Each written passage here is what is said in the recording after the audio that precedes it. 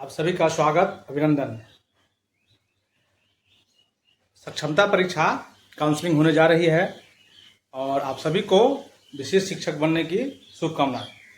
हम लोग इस वीडियो में डिस्कस करने वाले हैं कि आप काउंसलिंग के लिए जाएं तो कौन कौन बात का ध्यान रखें, आवश्यक पेपर आपको कौन सा ले जाना है। बहुत सारे बंधुओं ने कहा तो थोड़ा एक बार इसको बता दिया जाए। तो इस वीडियो में हम जानकारी देने जा रहे हैं कि सक्षमता का जो काउंसलिंग होने जा रहा है सब आपके आपके आपके जिला में डीआरसी ऑफिस में या फिर वहाँ का जिला शिक्षा पदाधिकारी जहाँ बताए हैं वहाँ, और कौन कौन पेपर लेके जाना है, कौन कौन बात का ध्यान रखना है, उसमें हम लोग इस वीडियो में हम लोग डिस्कस करेंगे। तो आइए सबसे पहले देखते हैं सक्षमता का जो काउंसलिंग होने जा रहा है उसमें सबसे पहले क्या लेके जाना है। क्योंकि जब आप पेपर सारा लेके जाएंगे तो पहले काउंटर पर जाएंगे तो वहाँ जो पदाधिकारी महोदय बैठे होंगे वो सबसे पहले आपसे क्या चीज़ का डिमांड करेंगे। सबसे पहले तो जाते जाते ही सबसे पहले आप देख रहे हैं आधार आम हो गया है। तो सबसे पहले आप देख रहे हैं अभी जो हम लोग वीडियो में सक्षमता काउंसलिंग के प्रमाण पत्र का विश्लेषण करने वाले हैं इस वीडियो में, जो कौन कौन से पेपर आपको लेके जाना है। तो सबसे पहले इसमें आप देखिए नंबर 1 में है आधार कार्ड। ठीक है, आधार कार्ड वो मतलब है ओरिजिनल आधार कार्ड और मोबाइल नंबर लेके जाना, मोबाइल लेके जाना है। और मोबाइल ऐसा होना चाहिए जो आधार कार्ड से लिंक है, लिंक हो।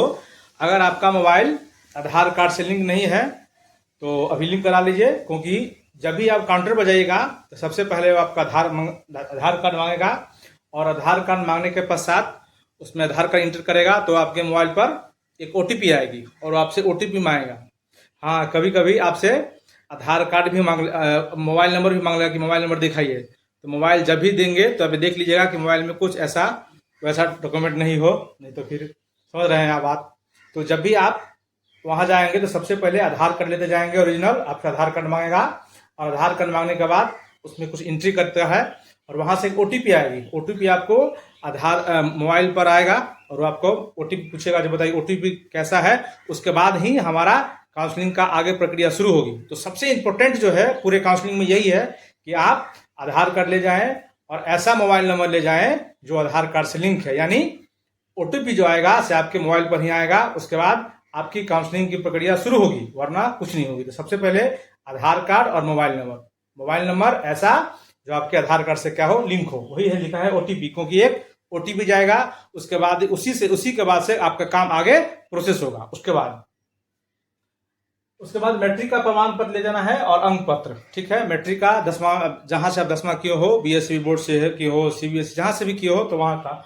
और अगर आपके पास मूल प्रमाण पत्र नहीं है तो प्रोविजनल भी ले जा सकते हैं। वैसे आपके पास मूल प्रमाण पत्र होगा ही, 10वां का मूल प्रमाण पत्र लेकर जाना है और 10वां का अंक पत्र लेकर जाना है, वो मतलब ओरिजिनल। उसी तरह ये 10वां का हो गया, फिर आपका इंटर का, यानी इंटर मतलब जिसको हम लोग बोलते हैं 12वीं, वहां का भी आपको प्रमाण पत्र एवं अंक पत्र लेकर जाना है। उसी प्रकार स्नातक का आपको प्रमाण पत्र एवं अंक पत्र लेकर जाना है उसी तरह। और एक और बात, ये जो 3 वो आप देख रहे हैं मैट्रिक, इंटर, स्नातक, ये जो है सो 6 से 8 तक के जो शिक्षक हैं वो मैट्रिक, इंटर, स्नातक तक ले जाएंगे और 1 to 5 के जो शिक्षक हैं वो मैट्रिक और इंटर तक ले जाएंगे। इतने सारे डॉक्यूमेंट ले जाएंगे। और जो 9 से 10वीं क्लास के शिक्षक हैं, यानी जो माध्यमिक वर्ग के टीचर हैं, क्या करेंगे, मैट्रिक, इंटर और स्नातक तक के मूल प्रमाण पत्र, जिसको बोलते हैं हम लोग प्रमाण पत्र मतलब मूल पत्र, जिसको हम लोग इंग्लिश से बोलते हैं सर्टिफिकेट। इसको ध्यान रखिएगा, इसका मतलब हुआ सर्टिफिकेट। और इसका अंक पर मतलब होता है मार्कशीट, आप जानते ही होंगे, इसको बोलते हैं मार्कशीट। ठीक, ले जाएंगे। इंटर यानी 12वीं का, और स्नातक मतलब बीए में आप जो होंगे, बीए जो कोई आदमी बीए होगा या फिर कोई आदमी बीएससी या फिर कोई आदमी बीकॉम जो होंगे वही है स्नातक, उसी को हिंदी में स्नातक बोलते हैं। तो उसका आप मूल प्रमाण पत्र ले जाएंगे, जिसको हम लोग इंग्लिश में सर्टिफिकेट बोलते हैं, और मार्कशीट ले जाएंगे। उसी तरह स्नातक के बाद है स्नातकोत्तर, मतलब जिसको हम लोग पीजी भी बोलते हैं, या इसको हम लोग एमएससी भी बोलते हैं, या इसको हम लोग एमए भी बोल सकते हैं, या इसको हम लोग एमकॉम भी बोल सकते हैं। यानी एमकॉम का आपको सर्टिफिकेट ले जाना पड़ेगा। ठीक है, और उसका प्रमाण पत्र। तो ये इसके लिए है जो टीचर 11वीं 12वीं में होंगे उनको लिए स्नातक तक, यानी जो शिक्षक 1 से 5वीं तक के होंगे उसको मैट्रिक और इंटर का ले जाना है। जो शिक्षक 6 से 8 तक के शिक्षक हो और अपना काउंसलिंग करवाने जा रहे हैं तो उनको मैट्रिक का, इंटर का और स्नातक का सर्टिफिकेट यानी मूल प्रमाण पत्र और अंक पत्र ले जाना है।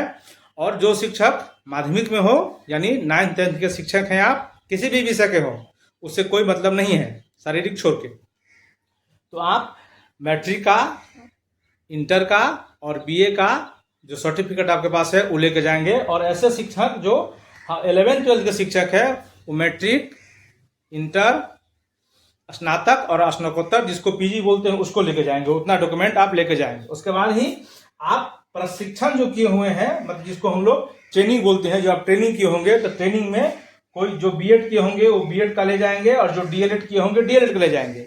यानी जिनकी बहाली बीएड पर हुई है तो आप अपना बीएड का सर्टिफिकेट और बीएड का अंक पत्र ले जाएंगे, और जिनकी बहाली डीएलएड पर हुई है तो आप डीएलएड का सर्टिफिकेट और डीएलएड का अंक प्रमाण पत्र, यानी डीएलएड का भी अंक प्रमाण पत्र आपको लेके जाना है। इतने सारे डॉक्यूमेंट आपको लेके जाना है। उसके बाद इसमें कुछ और सारा भी डॉक्यूमेंट है, तो आइए कुछ और डॉक्यूमेंट इसको देखते हैं, कौन डॉक्यूमेंट और ले जाना है आपको। तो उसके बाद जब हम लोग बीएड या डीएलएड का सर्टिफिकेट ले लेंगे, प्रमाण पत्र लेंगे, तो उससे फिर आगे देखिए 8वां आरक्षित श्रेणी, यानी अगर आप रिजर्वेशन श्रेणी में आते हैं तो आपको रिजर्वेशन का जो प्रमाण पत्र है, यानी जिसको बोलते हैं हम लोग जाति प्रमाण पत्र, बना के आपको ले जाना होगा।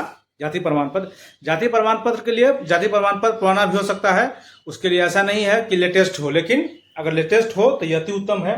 और सक्षम प्राधिकारी से है, यानी सक्षम प्राधिकारी का मतलब हुआ ऐसा प्राधिकारी जो इस सर्टिफिकेट को सीधा इसी समझिए, जो आप ब्लॉक से ले होंगे, आप अपने प्रखंड से, आप अपने प्रखंड से जो बीओ ब्लॉक पदाधिकारी देते हैं, प्रखंड शिक्षा पदाधिकारी, आप ले जाएंगे, इसका मतलब वही है।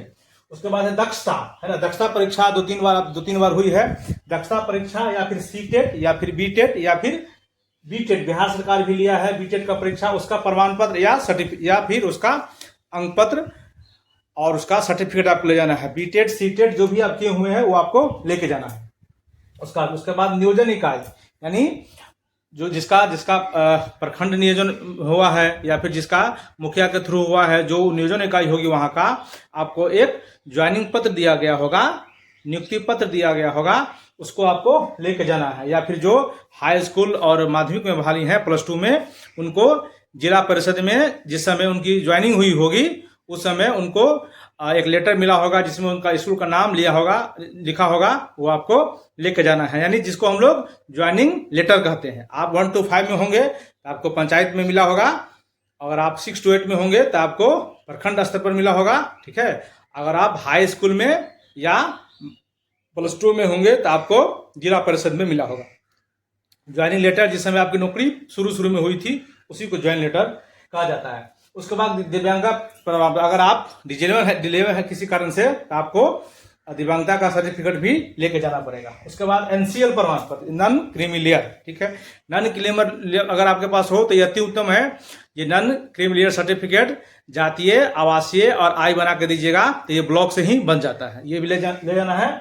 और फिर अगर आपको अगर आप लोकल है वहां तो वहां आपको आवासीय प्रमाण पत्र यानी रेसिडेंस प्रमाण पत्र भी आपको दिखाना पड़ेगा, रेसिडेंस, ठीक है। उसके बाद है ईडब्ल्यूएस, जो ऐसा कैंडिडेट जो सामान्य में है और सामान्य वर्ग के लोग जो आते हैं उनको ईडब्ल्यूएस सर्टिफिकेट की आवश्यकता पड़ेगी, ठीक है। तो ईडब्ल्यूएस ले जाना है। और भी कुछ डॉक्यूमेंट है, आइए हम लोग उसको आगे देखते हैं। उसके बाद आपको फोटो ले जाना है, आपको जानकारी ही होगी ही, फोटो जो आपके पास रंगीन फोटो या अच्छा रहेगा, जिस समय आप साक्षरता परीक्षा हेतु आवेदन कर रहे थे वो फोटो आपके पास हो अति उत्तम है। रंगीन फोटो आपको लेके जाना है 5 पीस, और 5 फोटो एक रंग का होना चाहिए। ऐसा नहीं कि कई बार देखा गया है कि 5 फोटो अलग अलग ले जाता है, तो ऐसा नहीं। जो आपके पास लेटेस्ट फोटो हो, या सबसे अच्छा रहेगा कि जब आप आवेदन कर रहे थे तो उस समय जब आप एडमिट कार्ड पर डाले हुए थे वो ले जाइएगा तो आपको सबसे अच्छा रहेगा। 5 पीस फोटो ले जाना है और फोटो एक तरह का होना चाहिए। उसके बाद सक्षमता एडमिट कार्ड, अभी सब ब्लॉक में एडमिट कार्ड मिल रहा है जो डीपीओ द्वारा हस्ताक्षर होगा, यानी जिला शिक्षा कार्यक्रम प्राधिकारी द्वारा निर्गत किया गया होगा, उन पर उनका साइन और मोहर होगा, अभी मिल रहा है, आपको लेके जाना है, ठीक है। उसके बाद सक्षमता अंक पत्र, यानी आपका जो रिजल्ट कार्ड आया है, जिसको हम लोग रिजल्ट कार्ड भी बोलते हैं, रिजल्ट जो अभी आपको आया होगा सक्षमता का, जिसमें आपका जिला अलॉटमेंट भी किया गया है कि आपको किस जिला में हुआ है, तो आपको कार्ड भी ले जाना है। उसके बाद ईपीएफ का पासबुक, आपके पास ईपीएफ जो पैसा कटता है आपको मालूम ही होगा, 1800 रुपया, उसका जो पासबुक होगा वो आपको पासबुक लेके जाना है वहाँ, ठीक है। उसका जो पहले वाला पेज है या फिर उसका लेके जाना है, वो आपको जो एक नंबर मिला होगा वो नंबर लेके जाइएगा, आप निकलवा लीजिएगा। उसके बाद ईमेल आईडी जो आप आवेदन में भरे होंगे, जिस समय आप सक्षमता परीक्षा के लिए आवेदन किए हुए थे, तो वो हम आपको ईमेल आईडी ले जाना है। और उस समय जो मोबाइल आप डाले हुए थे आवेदन करते समय, वही आपको मोबाइल लेके जाना है।